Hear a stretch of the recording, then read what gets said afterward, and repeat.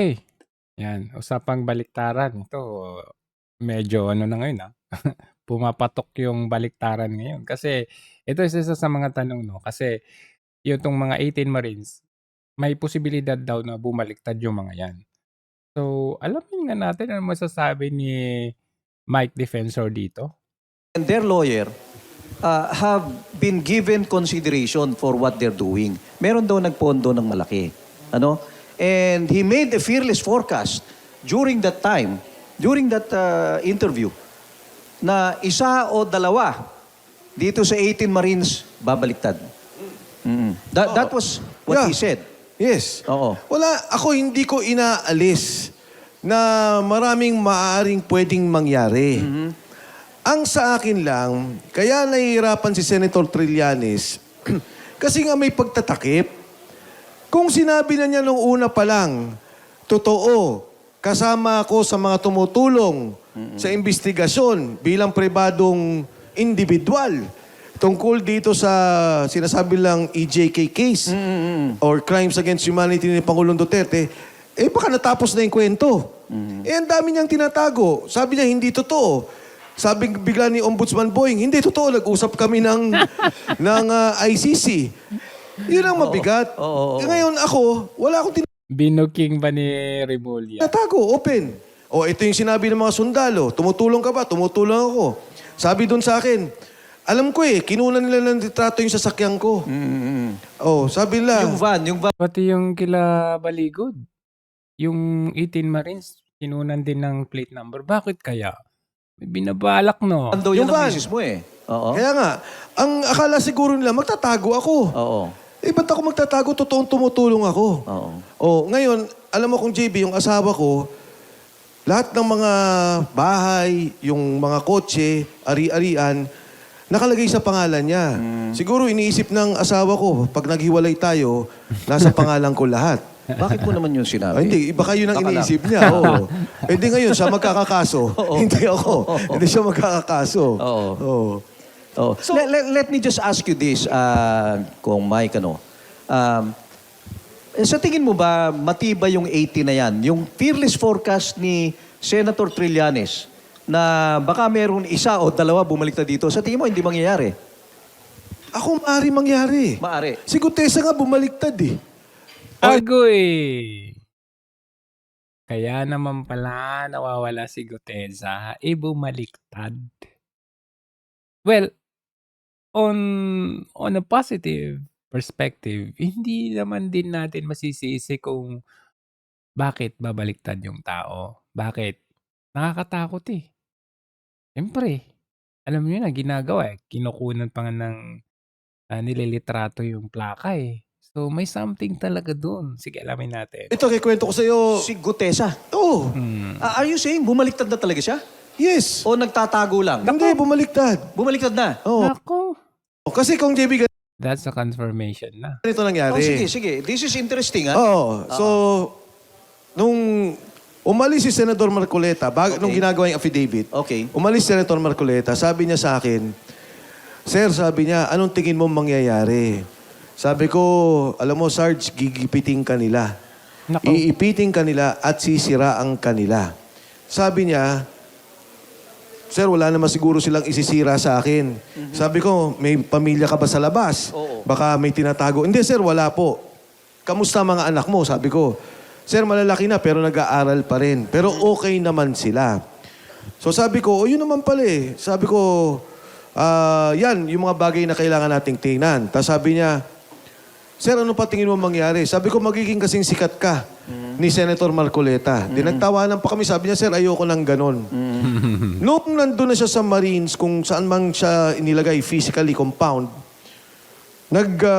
pinapirma na siya Siyempre, tinakot din yung compound ng Marines, di ba?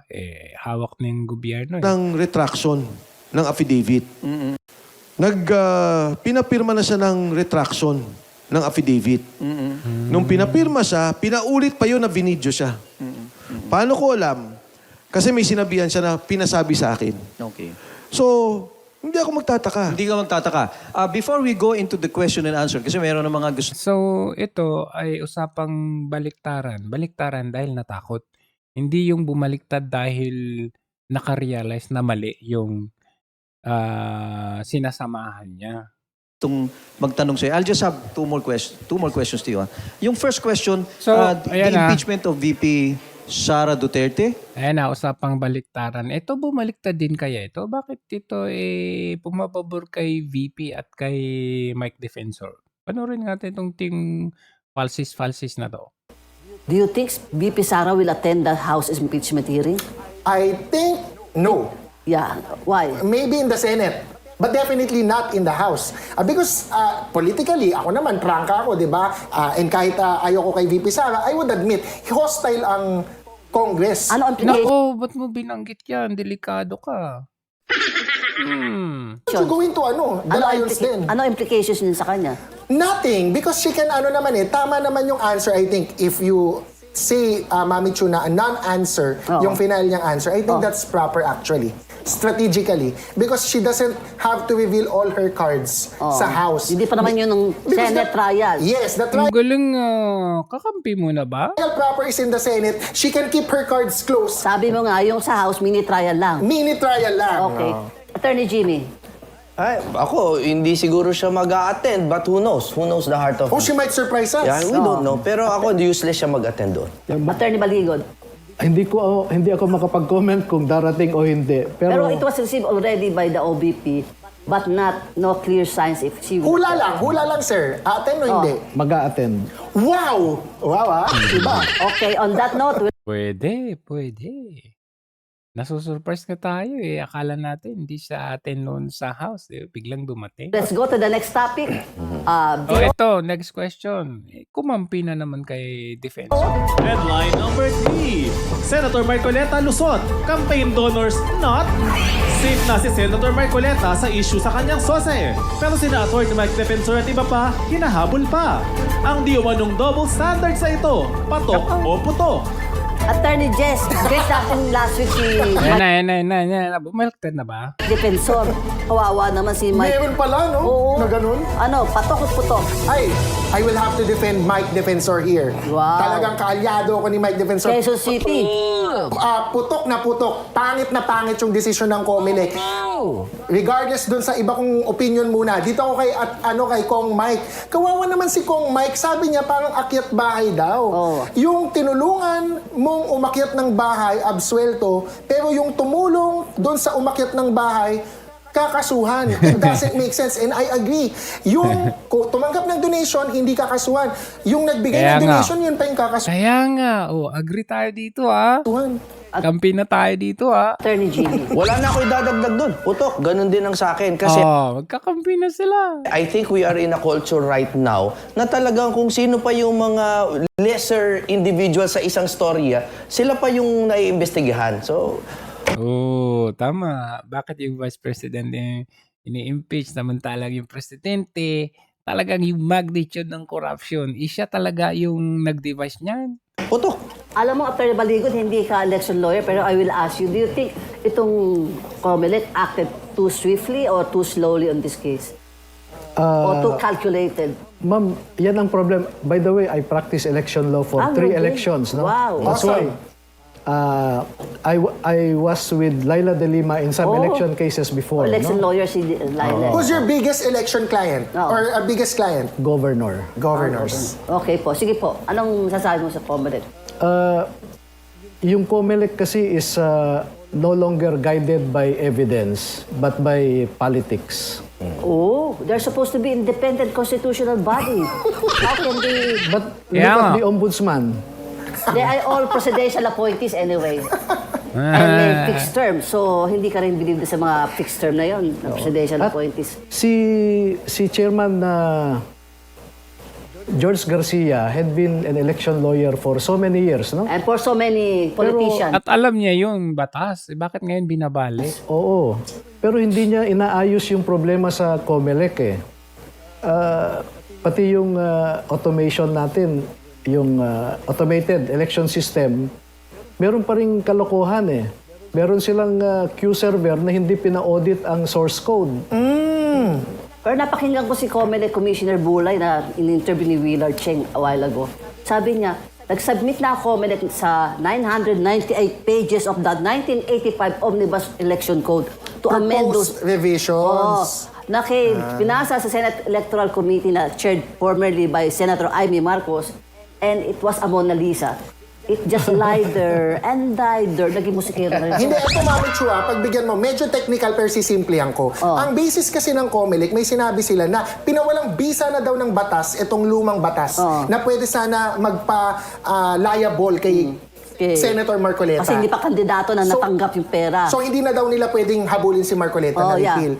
Mali. Kasi meron pang hindi mga na-repeal. Meron akong nakita sarili kong research. Kapag gusto, may paraan. Pag ayaw, madaming dahilan. Meron pang Section 98 that requires the true name of the contributor. Pag hindi mo nilagay yung pangalan niya doon blank, hindi yung true name. Oh, paano na yan? Hindi mo na pinahirapan pa sila yung dalawang abogado dyan nakasama mo. Ikaw na nag-explain. Kampi So, tayo. hindi pa lusot si Senator Marcoleta With dito. all due respect to COMELEC, grave abuse of discretion yan. And ang Tweety Bird ko, i-a-appeal yan.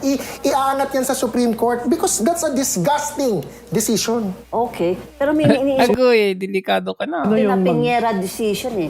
Are you aware of that Piñera decision na sa COMELEC na ini-invoke ng COMELEC? Piñera decision, Premature campaigning. premature campaign. Na walang premature campaigning essentially. Yes, Dahil hindi pa campaign period. Okay. So, let's go to the next topic. Headline number 4. Assets si former Yusek Cabral by peace order. Aprobado na ng Court of Appeals ang petisyon ng Anti-Money Laundering Council. So anyway, usapang baliktaran din lang naman tayo. Tingnan natin. Mukhang bumaliktad na nga itong si Puno. Panoorin natin itong si Puno na to. Puno na dati. Ito kasi si Puno. Alam nyo naman na siya yung chairman ng NUP ngayon. At alam nyo naman na pinag-initan niya si Kiko Barsaga kasi si Kiko Barsaga as a member ng NUP, umalis siya, pinagkukundinan niya si Marcos Jr. o yung Marcos administration. Na alam naman natin na noong 2022 ang NUP ay kinampanya si Bongbong Marcos at si VP Sara. Pero nung nakarealize si Kiko Barsaga, umalis sa NUP. At yun nga, pinupunan na yung Marcos administration.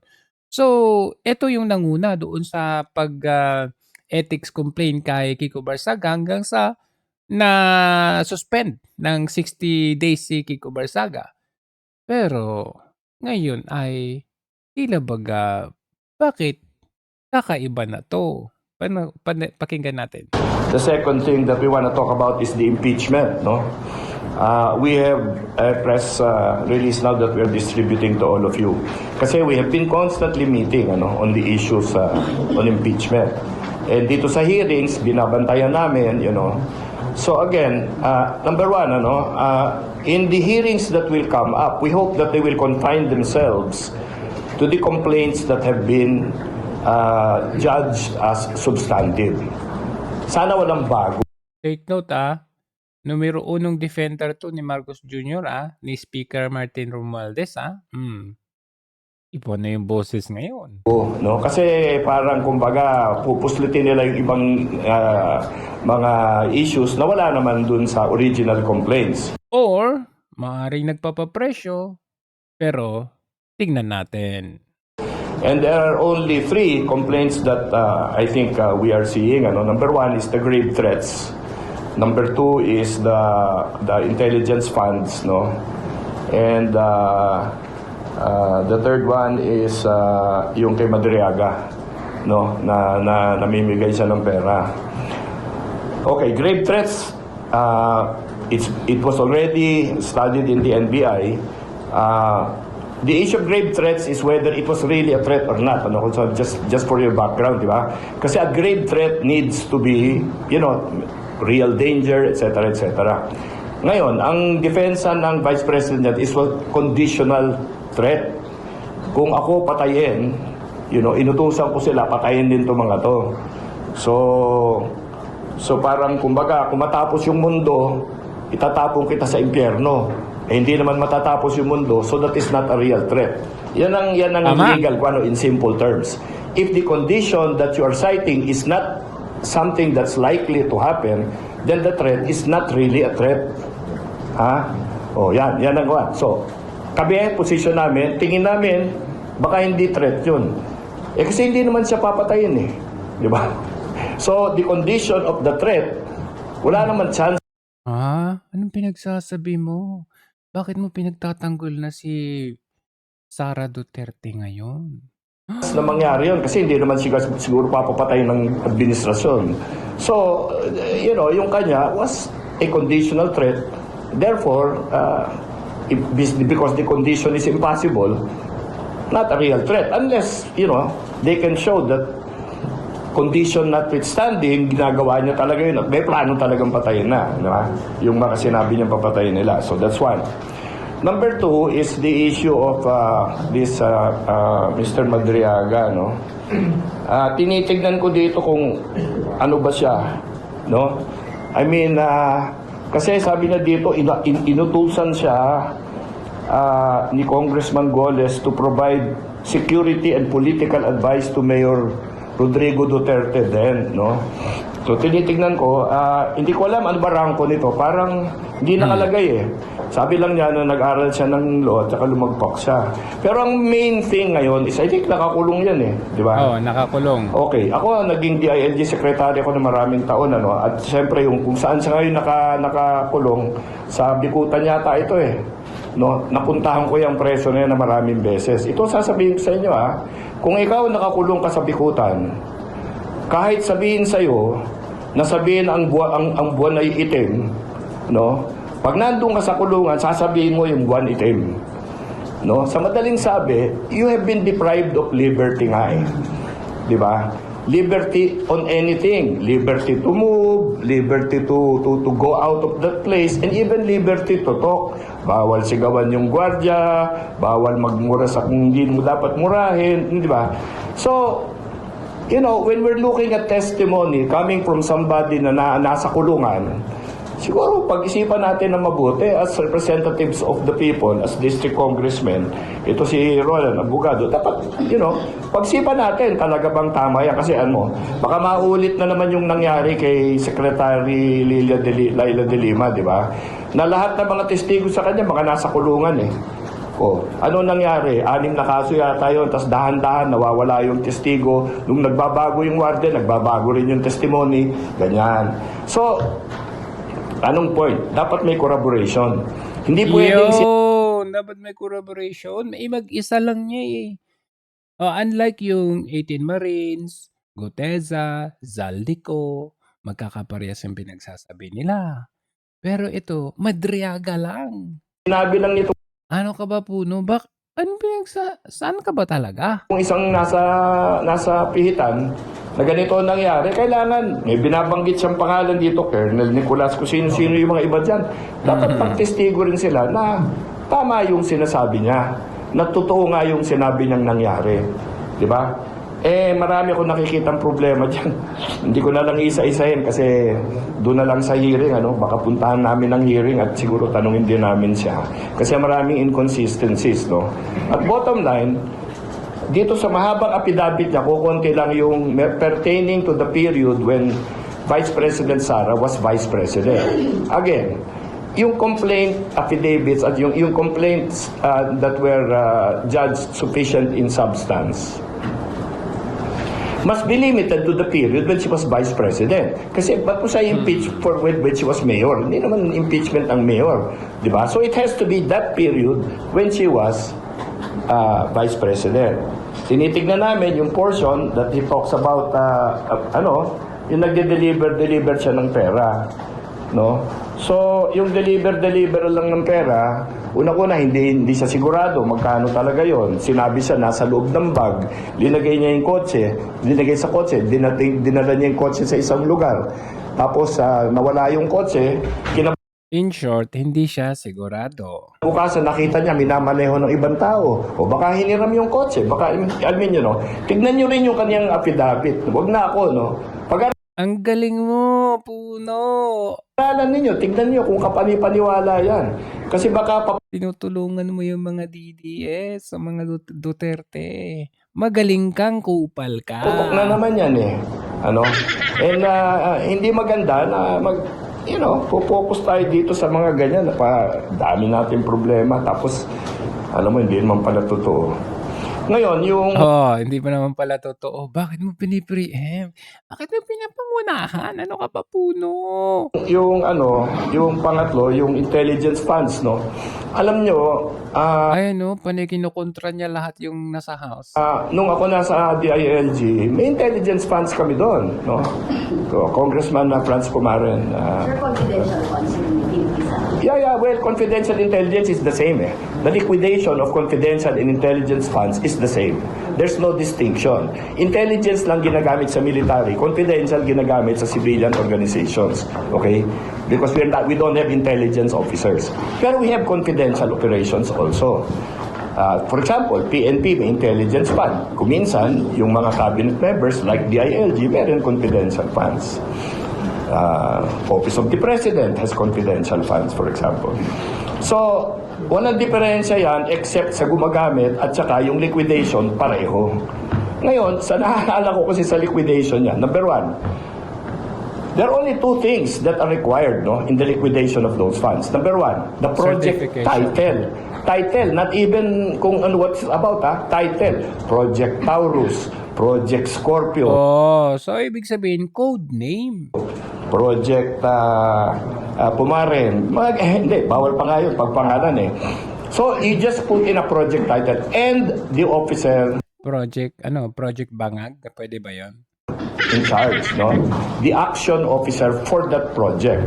Period. Bawal maglagay ng anything else, no? Bawal maglagay ng resibo, bawal maglagay ng kontrata, bawal maglagay ng... Bakit? Security. Tignan natin, no? Kung halimbawa, witness protection, may confidential funds yan. Okay? Witness protection, pag liniquidate mo yan, pag linagay mo yung pangalan ng witness, at linagay mo kung saan mo linagay siya dahil meron kang lease agreement. Kasi nagsasalta sila about lease agreements eh. Di ba? Bawal maglagay ng lease agreement kasi it will expose the operation. No? Salamat naman sa explanation. Yan yung ini-explain namin noon pa. Pero coming from someone na number one na defender ni Martin Romualdez at ni Marcos Jr., abay, this will enlighten yung mga tanga, di ba? So, whether you're nagpapapresyo or totoo man yung sinasabi mo ngayon, it doesn't really matter kasi you are helping the truth. You are contributing to the truthfulness of all of these allegations against the VP Sara Duterte. Ngayon, ito yan eh. Kung Congress has budgeted something, and this is approved by the President also by the way in the Senate, kung nag-approve ng confidential or intelligence funds, it means that a confidential or intelligence operation exists. Diba? Kasi anong papundahan mo kung wala naman nag-i-exist? So, if it exists, diba, then it becomes subject now to COA liquidation. Kami, kasi naririnig namin yung, nag-rent daw ng 10 bahay sa iba-ibang lugar. Oo. Ilan? 16 million daw? In just one day? Same day, etc. Sa amin, ewan ko kung saan na nakuha yun, pero bawal isama yun sa liquidation. Okay? You cannot do that in a confidential or intelligence fund liquidation. Okay? So, sa amin, dapat maghanap sila ng ebidensya na ginamit sa personal talaga. No? Na yung Yun ang tama.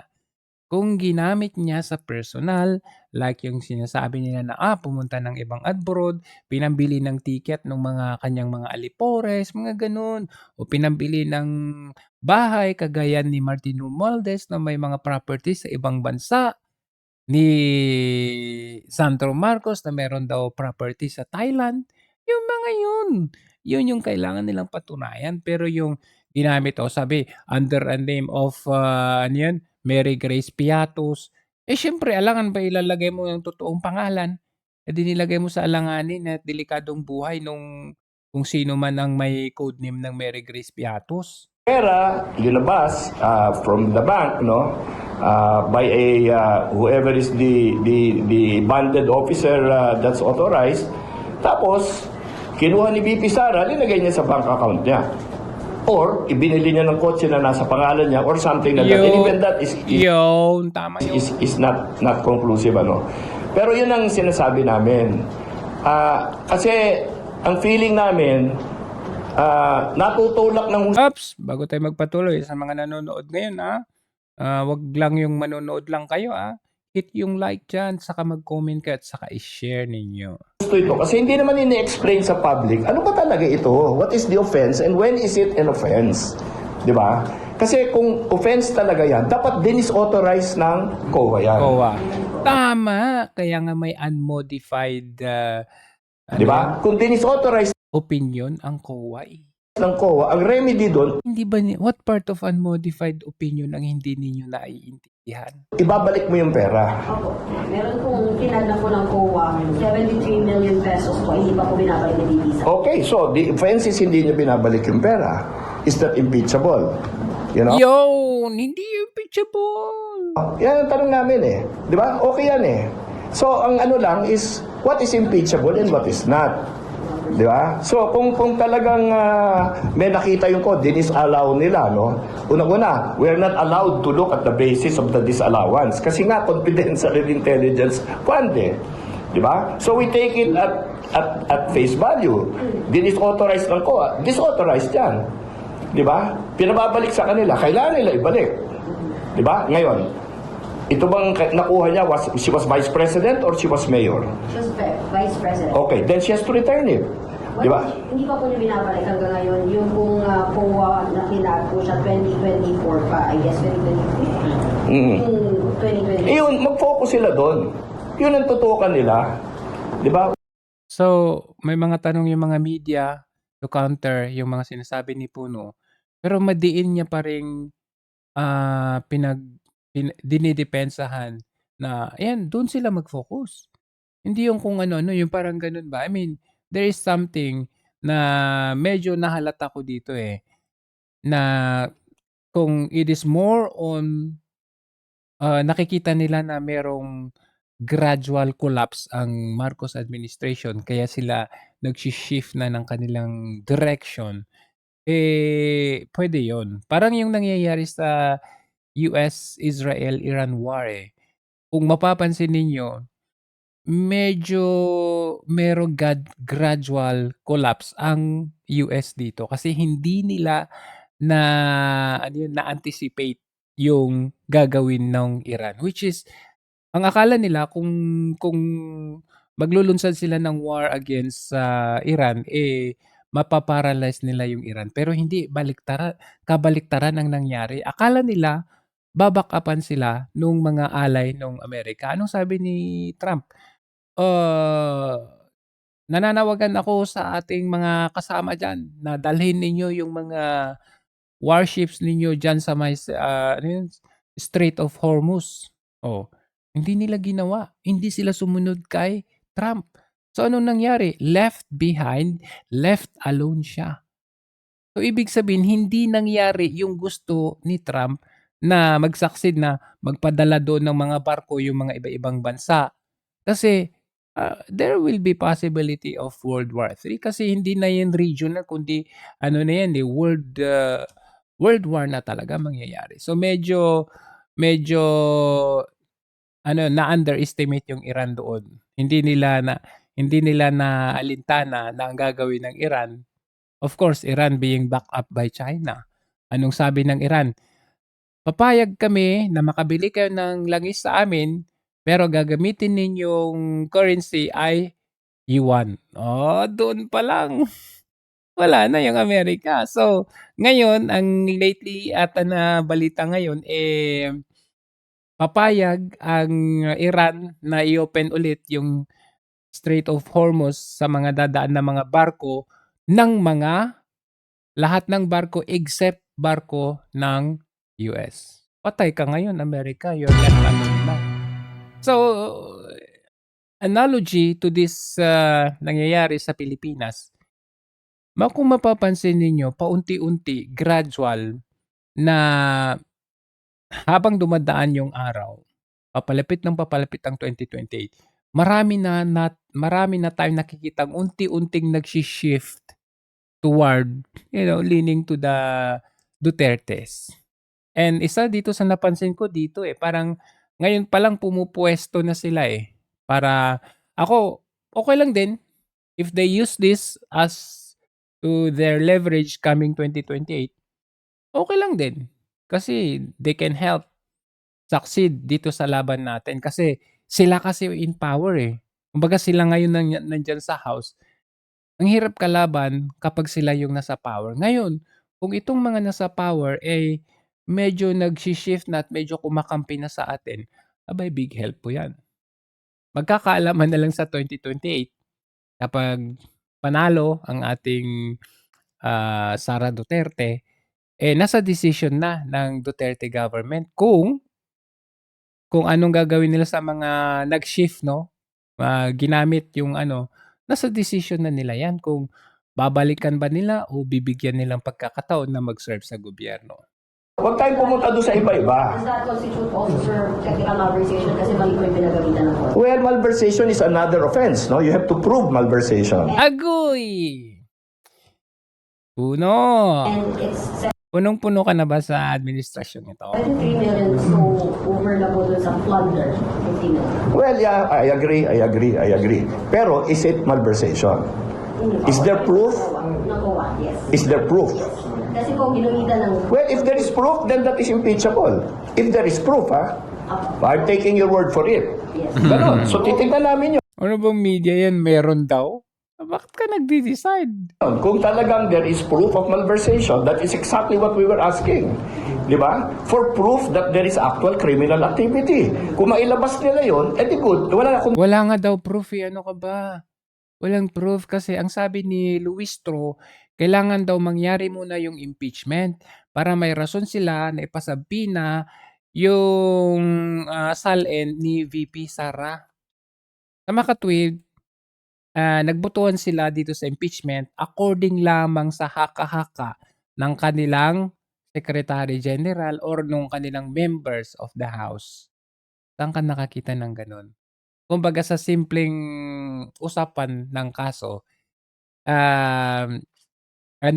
kinasuhan ka ng ng murder or kinasuhan ka ng murder pero walang pruweba na ikaw yung pumatay. Basta naisip lang nila na ikaw yung pumatay, kinasuhan ka ng murder. Saka na lang ipuprove kapag nandun na sa korte.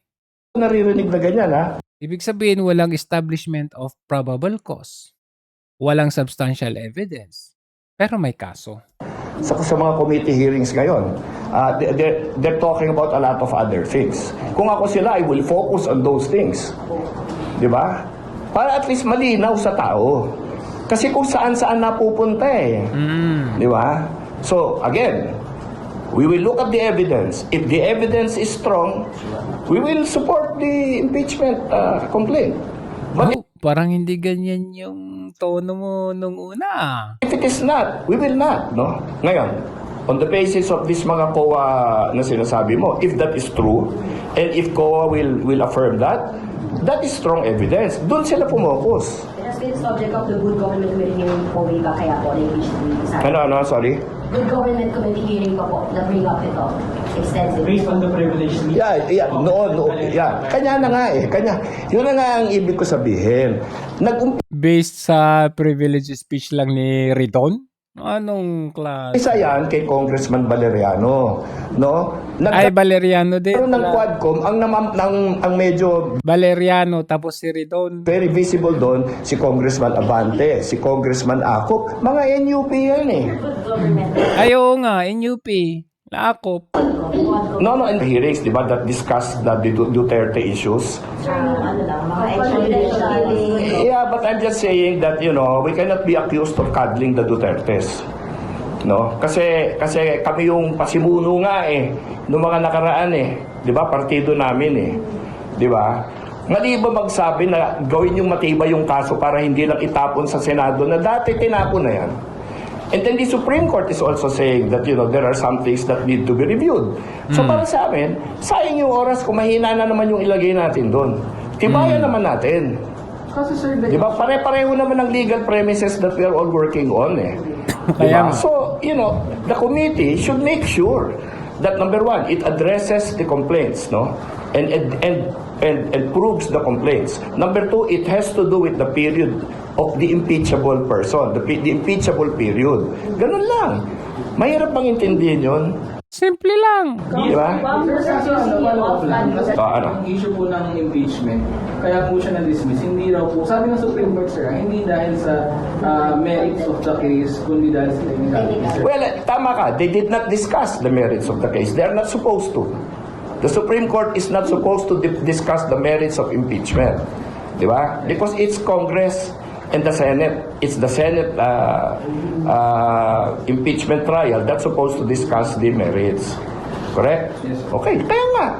So where is the disagreement? Di ba? Bakit ang lakas ng reaction na NUP will not vote if the evidence is weak?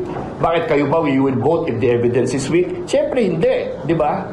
So ang sinasabi lang namin, gandahan nila yung kaso. Ganda nila. Yung script. Accusing you of cuddling the Dutertes. Who's accusing you of cuddling? So, wala na ito. So, ano na to? Iimbita tayo ng ibang issue dyan. Basta nga pumapabor ka sa mga sasabihin nila Duterte ka na. Oh, paano yung hapon na taga-human rights na pinagtanggol si Duterte? DDS na rin ba yun? People that have been unhappy with our statements, okay? So, we'll leave it at that. Ang sinasabi lang namin is, we want a strong case. Okay? Period. But yes, sir, the Sabihan mo, tanungin mo si Luistro kasi strong daw sa kanila kahit nahaka-haka. Madriaga accusation, the impeachment complaints filed this year are almost similar to the impeachment complaints last year, which NUP, most in the NUP, fully backed. So, you signed the impeachment complaint. Okay, it was different, But from the outsider's perspective, it would seem like you are more gung-ho on appealing to defend the vice president here. Again, there was no hearing in the 19th Congress. Okay? I was not there, but there was no hearing. What happened there was the complaint went immediately into a general voting. Oo, kaya nga. So what prompted the difference now? Na parang, uy, may kunwaring hearing ngayon. Mini-hearing, kumbaga. Pero noon, ang bilis. Pirma lang. Oh, nauna si Sandro. Impeach ka agad. Oh, nagmamadali sila. Forthwith daw. Bakit ngayon different na? Okay? And based on that, the party voted with the impeachment. Okay? Kaya pala. Wala namang ebidensya. So basically, what was the vote really then? The vote was really to say that it was substantive and correct in form. Doon sa 100 votes of the 1/3, wala pang presentation of evidence doon. Wala. Alam mo naman siguro yung process, di ba? O walang presentation of evidence doon. Ano lang? No, wait. You get the complaint, you vote on that. What is the vote there? Yung 1/3 vote. Na wala kayong pinag-usapan na ebidensya. The vote is form and substance. Okay? Then you send it to the Senate because you say the Senate should be the one to Kaya nga, walang plenary noon na substantial in form, substantial in form. Dalawa yun Yun, walang ganun nung last year. Pero ngayon, may meron pang substantial in ground. discuss the evidence. Yan ang nature ng action ng Congress or House of Representatives before. Okay? Sufficient pala, mali. Sufficient in form, sufficient in substance, tapos meron pa daw ngayon sufficient in ground. What's the difference then and now? Now we have hearings. Okay?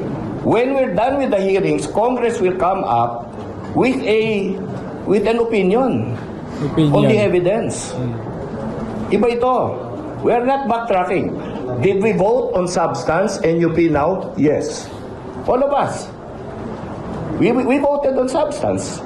Diba? Who did not vote on substance? NPC did not vote on substance. The others did not vote. Kami lang at lakas yung pinakamaraming bumoto on substance ngayon. Check nyo. Diba? O bakit kami yung sinisita? Yung iba na bumoto rin last year at hindi bumoto on substance ngayon, yun ang sitahin ninyo. Di ba? Kasi kami, we are consistent. We voted on substance in the 1/3 vote. We voted on substance on the committee vote. Sino nangyayita? Ha? Sino ba sumisita? Ewan ko, research nyo.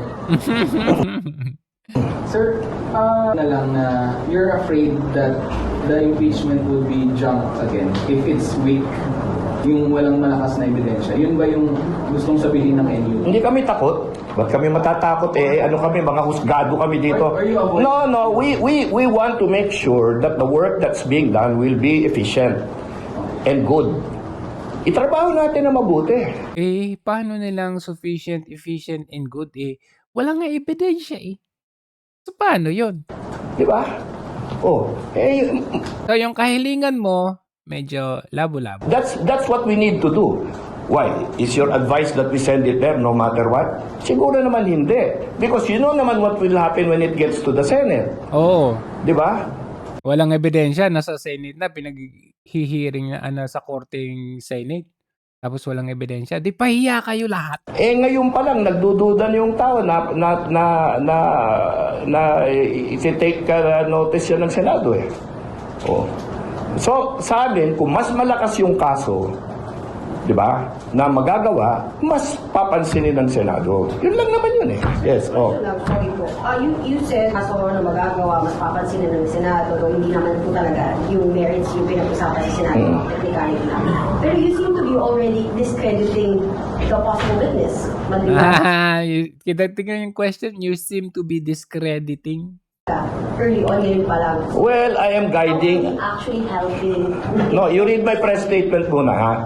Yan. Buti nga sa'yo, napahiya kang media ka. Kasi medyo ayaw ng media yung mga sinasabi ni Puno Kasi, yun nga sino ba yung nagsabi na si Atty. Topacio ba yun actually?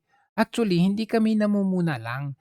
We are actually helping the government by correcting, by criticizing, kino-correct natin yung gobyerno. Ganun yun. Ito, may sinasabi siya, although medyo sasabihin niya na hine-help lang namin yung government. Pero yung media, ang tanong niya, kinikriticize na. I'm not discrediting the witness. I'm expressing my doubts. Those are the doubts that have to be resolved in the committee hearing.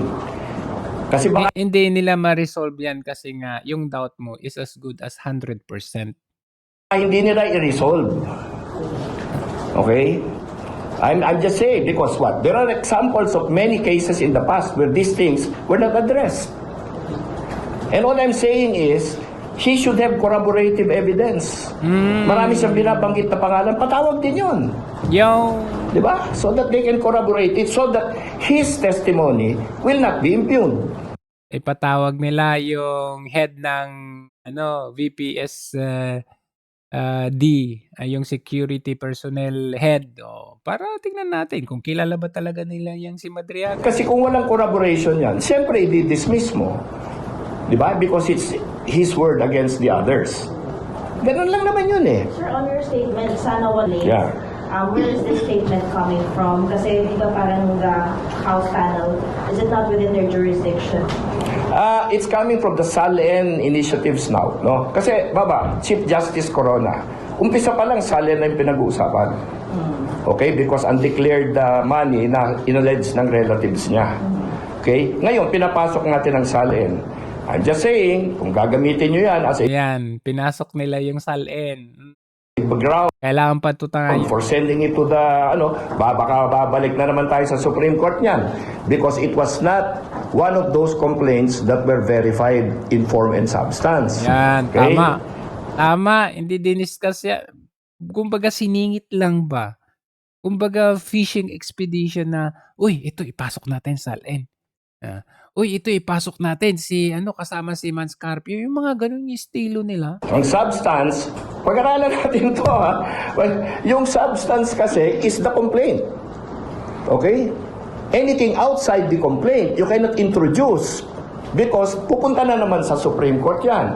There will be questions as to whether or not the Congress acted properly in introducing a new Maulit na naman nung last year, Mananalo na naman tayo sa Supreme Court nito. issue that was not among the complaints that were verified as substantive. It is in the complaint, sir. Yung material non-disclosure in the salary. So if that is the case, then they can go ahead with that. Kung hindi po ba maging fishing expedition itong the Corona trial was already a fishing expedition before. Ngayon, baka maging fishing expedition naman itong SAL. And the Vice President cannot, parang sinasabi nila, the Vice President cannot be able to get rich dahil she has a private law practice. Why are we pushing yung SAL and issue? Kasi paulit-ulit na yung SAL issue. Kasi nangyari sa Corona impeachment na hindi naman approve. Kaya nga, sa Corona impeachment. Well, hindi, sa Corona mukhang na-prove, no? Actually, mahirap lumusot sa SAL charges, ha?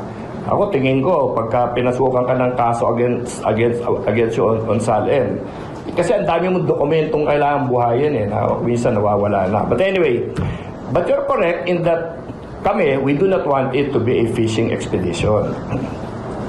Okay? So, whatever is in the complaint, we have to confine ourselves to whatever is in the verified complaint as substantive. Okay? And then we have to confine ourselves to the period, diba, when she was Vice President. Okay? So, SAL-N must require that it say SAL-N she filed when she was Vice President. Hindi pwedeng SAL-N 2019, dapat SAL-N when she is Vice President. Kasi nandun yung nandun yung falsification and whatever, di ba? Tama. So yun, kami, binibigyan lang namin ng kumbaga mga criteria, guardrails, etc. Pero kung titignan nyo, bumoto kami for substance, So we are not inconsistent. We are not trying to kill this thing. We are not trying to do anything other than make sure that it will be a strong case. Yun. Yes, are you dissatisfied? Oo nga. We are not trying to kill these things. Pero, kung tutuusin, pwede mong gawin yan privately. Kausapin mo sila kasi magkakasama nga kayo, di ba? Katabi mo nga dyan si Valeriano. So yun yung point dito May something talaga dito. With how committee is handling the impeachment cases, given that I could have said it siguro privately as a deputy speaker and party leader, and you could have discussed this in a private party leaders meeting, but instead you're holding a Personal opinion ko, you know naman how committee hearings are held here, di ba? Do you think you can come up in a committee hearing here anywhere in the Congress and just say anything you want to say? No.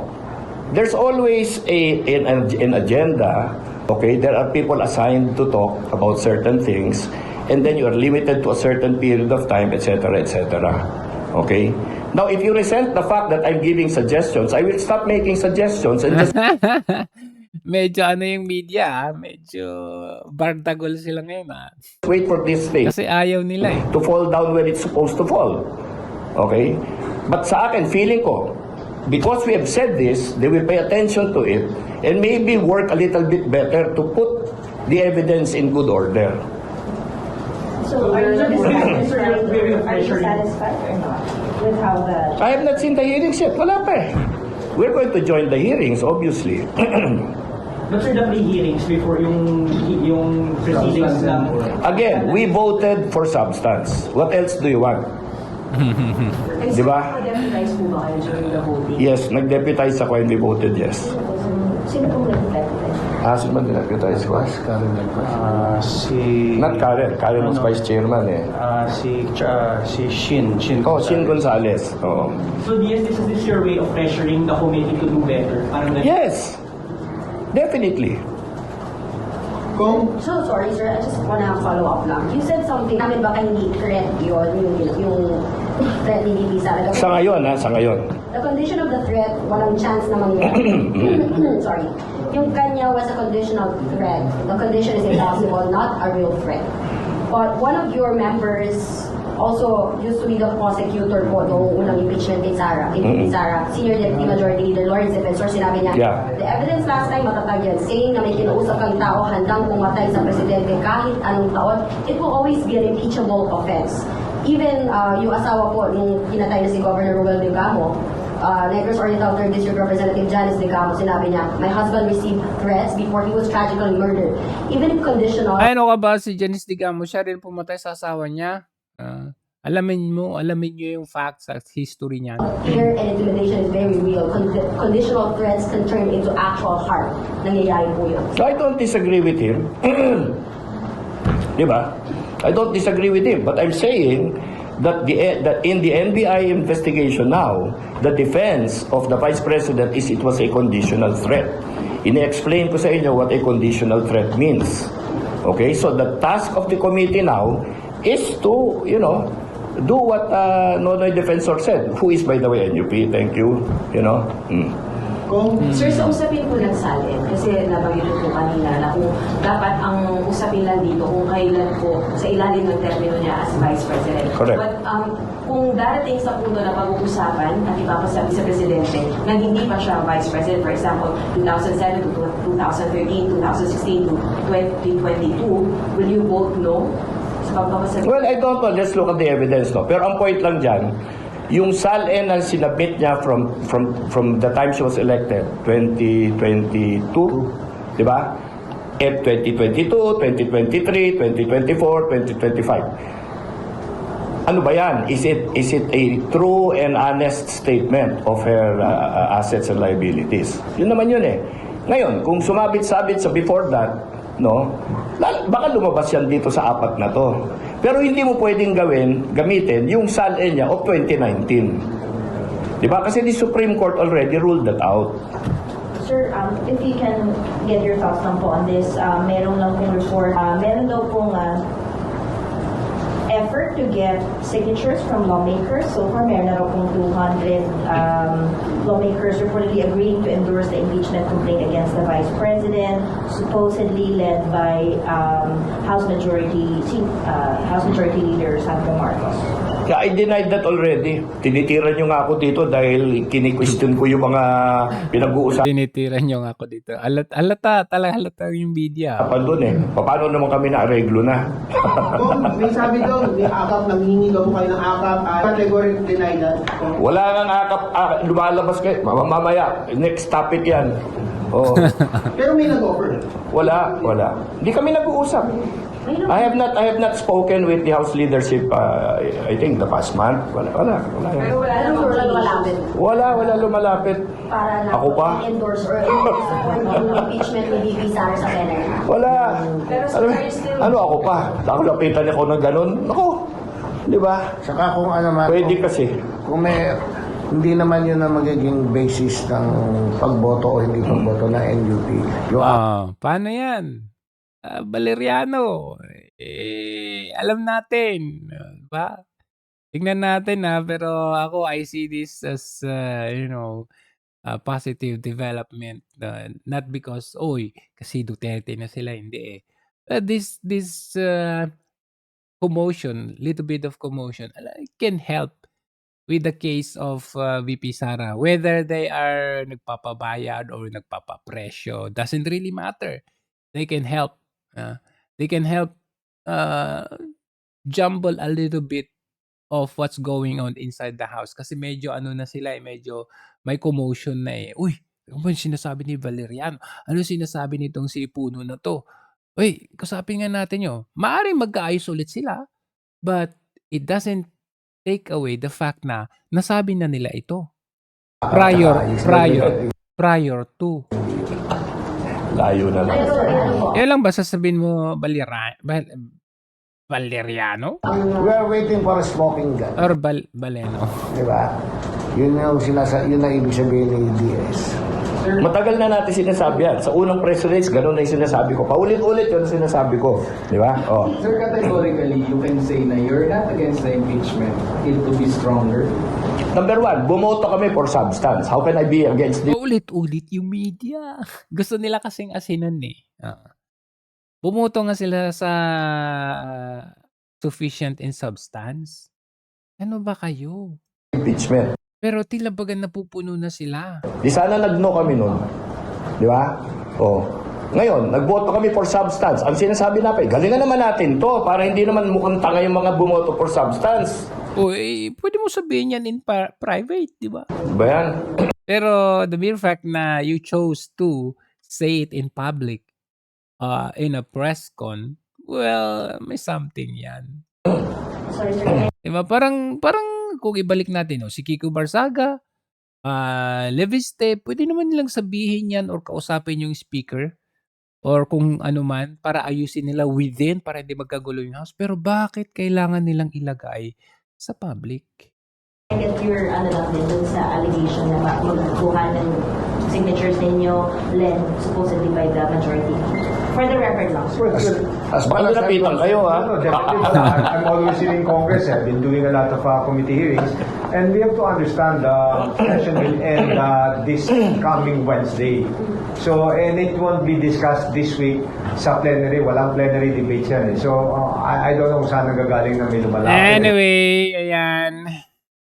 Dito na nagtatapos ang ating mini discussion and kung usapang baliktaran, abay, syempre, my good, my bad. Depende na lang kung sinong sang side kayo. But as I've said, it still can help us, us in our fight, having this kind of statements or should I say